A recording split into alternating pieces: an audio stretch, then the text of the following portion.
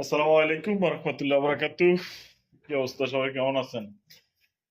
আশা করি সবাই ভালো আছেন। আপনাদের তো আমিও ভালো আছি। আসলে মাঝে মাঝে এমন এমন কিছুর সম্মুখীন হই যেটা না বললে নাই হয়। আসলে বর্তমানে একটা সময়, এই সময় মানুষের মূল্য থেকে, মানুষের মাথার মূল্য চেয়ে মনে হয় যে আমরা আহ, গরু এবং ছাগল, গরু ছাগলের মাথার মূল্য হয়তো অনেক বেশি। যদি বলেন যে আমি মানুষ হয়ে কেন এত বড় একটা কথা বললাম, তাহলে আমি বলতে চাই যে একটা গরুর মাথা যদি আপনি কিনতে যান বাজারে, তাহলে 2,500 টাকা থেকে 3,000 টাকা লাগবে। একটা ছাগলের মাথা যদি কিনতে যান, তারপরে হয়তো 1,000-1,200 টাকা লাগতে পারে, যেহেতু এটা ছোট। কিন্তু বর্তমান যে সময়টা আসছে, এবং প্রায় সময় এরকম ভোটের সময় আসলে দেখা যায় যে একটা মানুষের মাথার মূল্য হয়তো 500 টাকা, নয়তো 1,000 টাকা।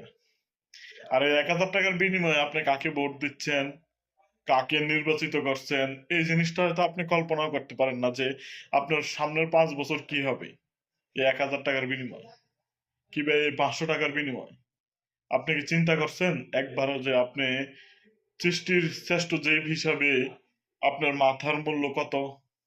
আপনার মাথার মধ্যে আল্লাহ জ্ঞান, শক্তি, বুদ্ধি, বিবেচনা সবকিছু দিয়েছিল, কিন্তু আপনি বুদ্ধি বিবেচনা কোনোটাই চিন্তা না করে কেউ আপনার 500 টাকা দিছে, তার চেয়ে অধিক কেউ 1,000 টাকা দিছে, তাকে আপনি আপনার মূল্যবান ভোট দিয়ে দিলেন।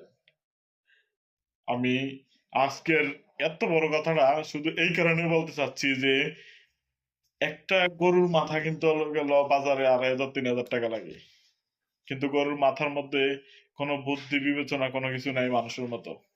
কিন্তু মানুষের মাথায় সবকিছু থাকা সত্ত্বেও মানুষ এরকম ভুল করে থাকে। আমি আমি সৃষ্টির শ্রেষ্ঠ জীব হিসেবে প্রত্যেকটা মানুষকে বলবো যে আল্লাহ যেহেতু আমাদেরকে জ্ঞান বুদ্ধি দিয়েছে, আমরা জ্ঞান বুদ্ধি খরচ করতে চাই, খরচ করে ভালো মানুষকে ভোট দিতে চাই, ভালো মানুষকে ভোট দেব, যে আপনার সামনের 5 বছর আপনার চিন্তা ভাবনা করবে। ঠিক আছে? সুতরাং জেনে শুনে ভোট দেওয়া এবং জেনে শুনে চলাফেরা করা, ভালো মন্দ বিবেচনা করা, এগুলো আমাদের কাজ। আমরা এগুলো বিবেচনা করব। আমি বলি নাই যে আপনি ভোট দিবেন না বা ভোট দিবেন কেন। আমি বলছি আপনি ভোট দিবেন, কিন্তু দেখে শুনে দিবেন, সৎ ব্যক্তিকে দিবেন, যে আপনার সততার সাথে আপনাকে সামনের 5 বছর বহন করবে, তাকেই দিবেন। একটা জিনিস আপনি যদি চিন্তা করেন যে হয়তো তাকে আমার কি প্রয়োজন, আমি তাকে দিয়ে দেই। আসলে আপনি হয়তো বলতে পারেন যে আপনার কি প্রয়োজন, আপনার পাশের বাড়ির কারো না কারো প্রয়োজন। সুতরাং সবাইকে বলছি যে বিবেচনা করে কাজ করা ভালো, চলাফেরা করা ভালো। এবং আমাদেরকে যেহেতু আল্লাহ তাআলা বুদ্ধি বিবেচনা দিয়েছে, আমরা বিবেচনা করতে চাই। ভালো থাকবেন সবাই। সবার জন্য শুভকামনা রইল। আল্লাহ হাফেজ।